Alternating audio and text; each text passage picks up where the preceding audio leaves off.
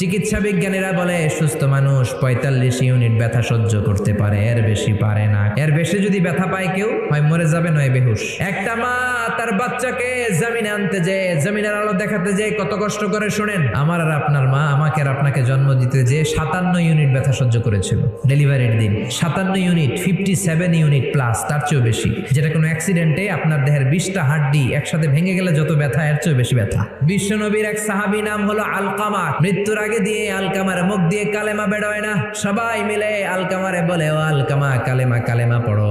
আলকামার সামনে সবাই পড়ে লা ইলাহা ইল্লাল্লাহ, কিন্তু আলকামার মুখ দিয়ে বের হয় না। 3 দিন বিছানায় পড়া। বিশ্বনবী সুহাইবকে পাঠালেন, বেলালকে পাঠালেন, দুইজন যে আলকামার কানের সামনে কালেমা পড়ে, কিন্তু কালেমা বেরোয় না।